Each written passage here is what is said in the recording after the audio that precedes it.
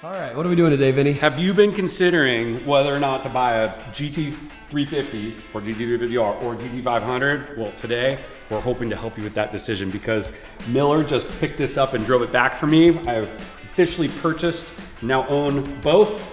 So stay tuned. Here we go. Go. This car is so good.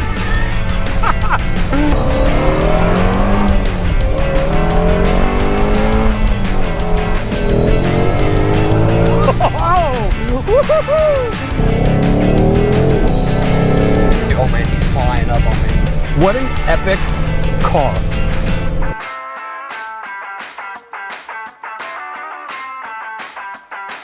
What we're gonna do in today's video is Miller's gonna drive one car. He's gonna start in the GT350R since he drove it back. I'm gonna start in that because I drive it every day. And you're gonna see us flip-flop footage of us driving because we're about to drive to lunch. And then after lunch, we're gonna swap seats and drive back. So you're gonna get our real, like unedited reactions to both cars, which will be very cool for you to see. Also, one thing that we'll point out before we go though is if you see the styling of these two cars right off the bat, they look similar, but this is like very beefy and very muscular looking, whereas this is more European race car styling to me. And it's so funny because they do look so similar, but like it's very evident, right, Miller? Yeah, they're very different. Very sleek, very cool design, very race car-esque, and very like fully modern American muscle. Yep. I love that. So anyway, so that could be your first preference, is deciding which look you want from the outside, but really where you're gonna see the difference is both interior and the driving, because they are literally two completely different cars. So what do you say, Miller? Let's go right into it? Let's do it. All right.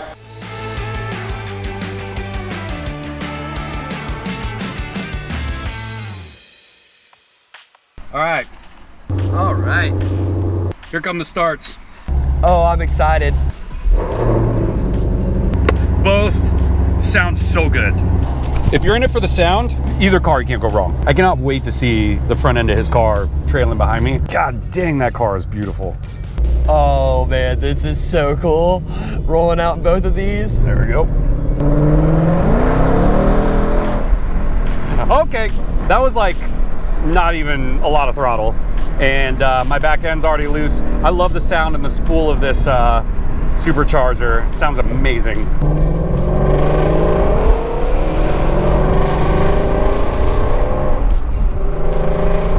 God, this thing is loud. God, that GT350 looks good behind me. If you guys haven't watched the other video where I delivered this car to Vinny, I kind of give you guys my initial reaction. So I do have some seat time in this thing now. This is probably the most linear car, power-wise and just steering-wise that I've driven. It's just beyond linear. God, that car looks so good. All right, so here we go. So I've got Miller behind me in the GT350R. We were rev battling at the light a little tiny bit. And I have to put mine in neutral. So first thing, this is an automatic. The GT500 is an automatic, but if you're gonna, like, I daily drive this car. I drive this a lot more than my truck or any other car in my collection. I just love it. It just has a really special feel from the front bonnet to the way it drives, the way it feels. It's planted to the road until you get to, until you put your foot to the ground. Overall, this is just a great car to drive all the time. But going back, I don't have a third pedal and I don't have a handle here. It's just a switch. So if you're looking for something that's more practical everyday use, this is definitely the way to go. These seats are super comfortable, yet I feel held in, so that's kind of nice. All the tech is pretty much the same between both cars, so there's no difference there. But the driving experience is completely different. So we're gonna jump on it up here for a quick second. Oh, woohoo! Okay, so when you tell this thing to go, it just goes, and you better just hold on to the steering wheel because that back end is definitely coming loose.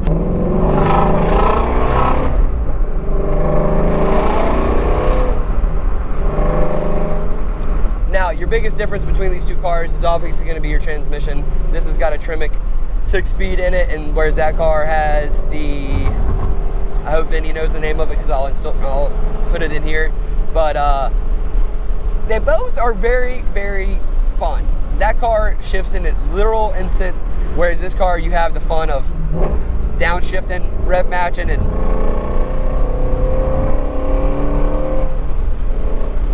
then just going through the gears, man. And it's controllable power too, so you can have as much fun with this clutch as you possibly want. This car smiles all around. The power that this car has is insane. Here, let's slow down, and then we'll.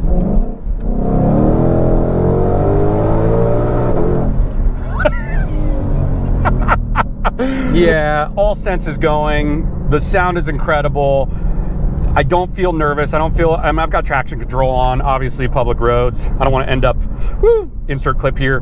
But anyway, yeah, this is just a phenomenal everyday, go get your groceries, take your kid to school, do all the normal things, and still just have a bat out of hell of a car at your fingertips and still enjoy it, right? I can cruise and it feels like a normal car, except for how special it feels looking out the front, or I can get on it and rip and have fun. Now, one thing I'm gonna give you real quick, because I've driven the GT350R a bunch in the last 2 days since I got it, this definitely feels like more of a wild card. That car feels like you're glued to the road, you're on rails. This car definitely feels like it's an out of control child or a stallion that you're trying to tame. That's the major difference. But what a wonderful car.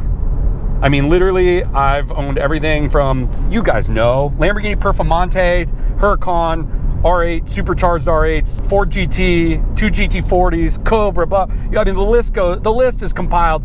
And this is one of my favorite cars I have ever owned and driven, this GT500. I will not get in another exotic, because why? This does everything they do. I spent like just under 100 grand for this as a heritage car, so it's got the colors. It was a little more expensive, but I think for around 80 grand, you get this. That's insane. I would be buying this over anything else if I was shopping in that price range, other than if I'm choosing between that car. So anyway, I hope that gives you just a sneak peek into what this car is. If you get a chance to drive one, you will not be let down.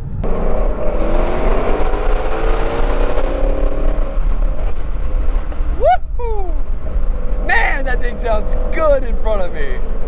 Definitely a different sound. That car is very, very exotic sounding. So this has the 5.2 Voodoo motor in it, and it screams. This is a great motor.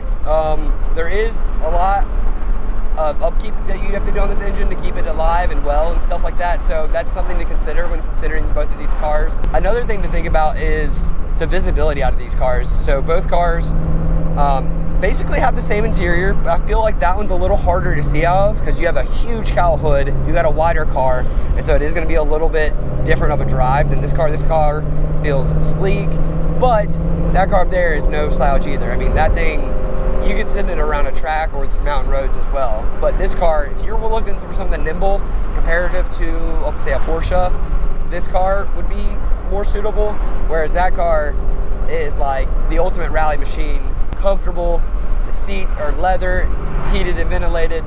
I mean, the creature comforts of that car makes it worth the extra money.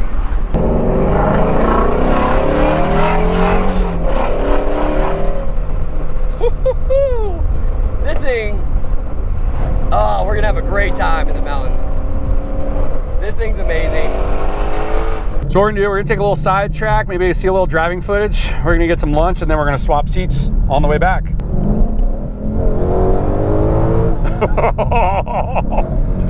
Woo! Oh my gosh! This is just so much, it has so much power. This car has so much power. It is so capable, but it's so gonna kill you at the same time. I love it. I absolutely love it. If you guys want to see our reactions and our comparison in the mountains too, we're going to be doing a video going up to the Snake up in Tennessee. So if you guys want to see that, leave it down in the comments. We'll be taking these cars in here soon. By the way, I will mention this about this GT500, and a lot of modern supercars and sports cars have this. If you're in more normal mode, but you step on the pedal all the way to the floor, like blip it real quick, all the way to the floor, it'll automatically shift to the next gear where you're in a high RPM range to really activate the car fully. So if I do this, it just threw it into second gear, 3,500 RPM. I can get on it and go. So if you didn't know about that, now you do. And the more you know. Are you riding with the windows down too? I just did. Oh, yeah. Dude. You need to ride behind this car and look at it from the rear. That car from the front is insane. I can't wait to see it. So let's say, you go first, I'll get behind you. Okay. So I can see it from the rear. That thing's loud from the rear. Is it? It's loud. I don't know how loud this thing is, but you could definitely tell that's supercharged. It's a different tone. Yeah, fully controllable though. Yeah. Like I never felt like I was in trouble. You first.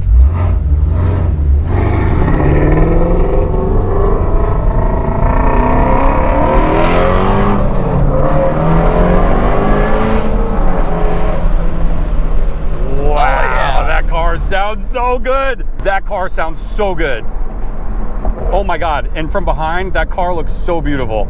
I hate to say this, I'm kind of leaning towards GT350R for the choice here. Listen, ultimately, it's, do you want a manual car where you're engaged the entire time, or are you looking for something that still is fun, but you're gonna drive it every day? I mean, that's kind of most of the choice between these two cars, in my opinion. I don't know. I'm kind of leaning GT350R. Or if you can do like I did, just buy both. Because listen, I will own these two. These two cars are not going anywhere.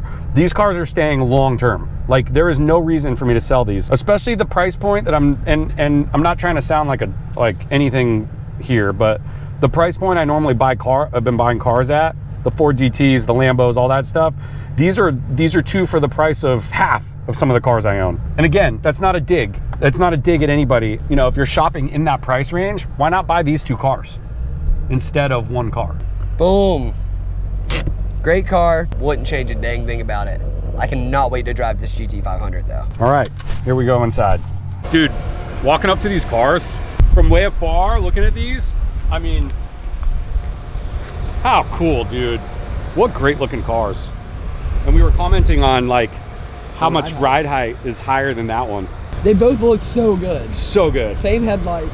Yep. But so much different about them too. So much different.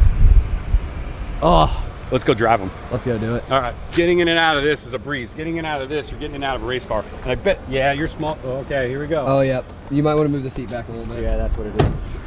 Yeah, that's decision number one. If you want to, if you're okay, like having difficulty getting in and out of the car, maybe go this way. Just stop. But it is great once you're in.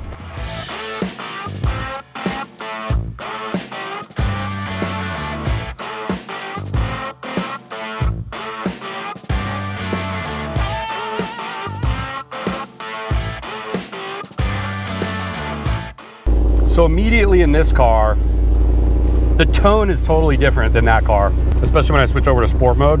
You can hear it really well, so. Here we go. Oh yeah. All right, I'll go first. It's been so long since I've driven this car too, so it is kind of new to me again. I just drove that car about a 500-mile trip all the way back, and this car is probably the most still I've driven any of Vinny's cars before. So I do have seat time, incredible seat time in both cars, but we'll see how we boogie today. Okay, so immediately after leaving the parking spot, let me get the air down here. I'm already feeling way more engaged driving this than I was that. And not in a bad way, just you have to already drive this car, parking lot or not.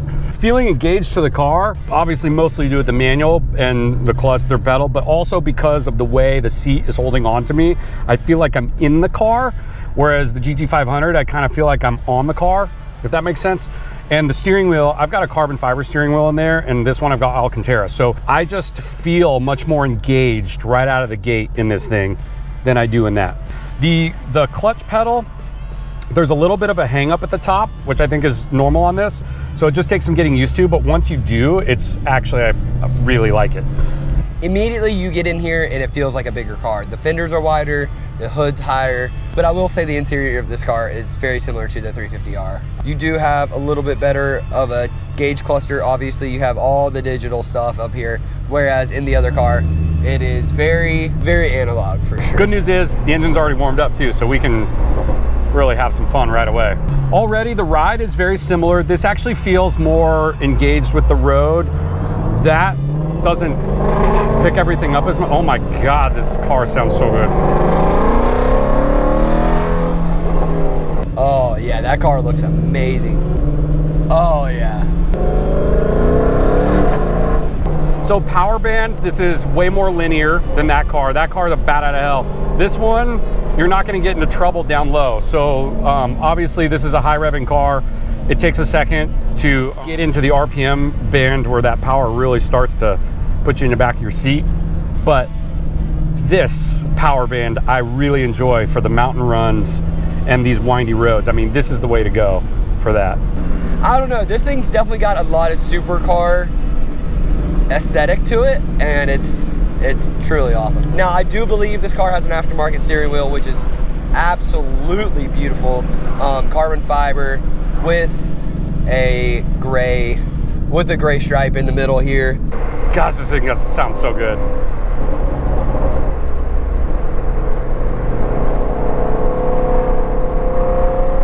Listen to that. And this is third gear at 45 miles an hour, 50 miles an hour, 3,500 RPM. Let's put you in. That's 5,500 RPM. Oh, she wants to go. And two of my other cars had this motor, the crate version of this motor in them, so I'm used to the high revving. So it's funny because I'm at 4,500 RPM in second gear, and I'm not even like scratching the surface of the power band. Like if I let him go ahead here for a second, I mean, that's only 5,500, 3,000 to go, nearly. I'm excited to drive these two cars in the mountains together with Finney, just so I can see how well this car keeps up with that car and vice versa. I mean, we're really gonna be able to compare the two. Oh man, he's flying up on me.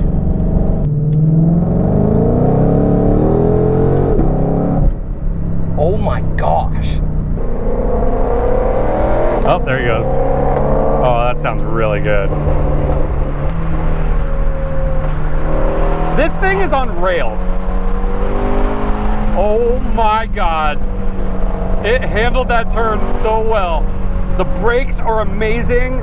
The handling is amazing. The sound is amazing. A Porsche doesn't make those noises stock from the factory.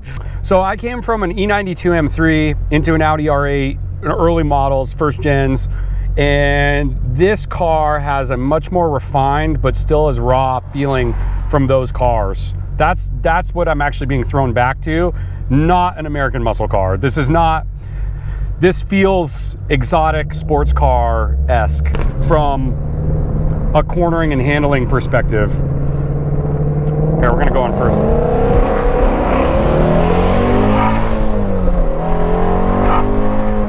So, definitely not nearly as powerful as the GT500 in any way, shape, or form. I mean, we're 250-ish less horsepower than the GT500. Take that into consideration. I mean, you're not gonna get the low-end torque in this car like you are in that car. Like, he was just a bat out of hell, and I was in first gear, high rev, and it's not in the same league. Granted, this car is still fast. Like, it feels fast, but this is definitely a curvy road, all out. Like the mountains. This car is a mountain car, racetrack car, hands down. I'm in love with both of these cars because, I mean, like you said, this is your luxury muscle supercar. That is a track annihilator, but you can take this thing to the track as well. It does feel like a bigger car on the inside. I mean, check out the toddler seat in the back, but I mean, this car can do both. What a great, honestly guys, what a great decision to buy this car and add it to the collection. I'm not gonna sell this car. I'm not gonna sell this or the GT500. They're both just such great, capable cars for totally different reasons. I can't say it enough. If you had the opportunity to sit in my shoes today and drive both back to back, you would be saying the same thing. I can pretty much guarantee that. They're just not the same car at all, other than similar looks. I guess I'll wait for the reveal of which one I would choose if I were you when I get back to the garage. So stick around to the end of the video and I'll give you a straight answer.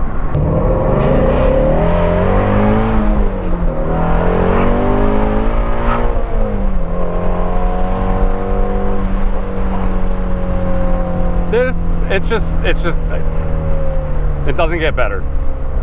It doesn't get better. And all I could say at the end of that was, this is not a Mustang. Neither of them are.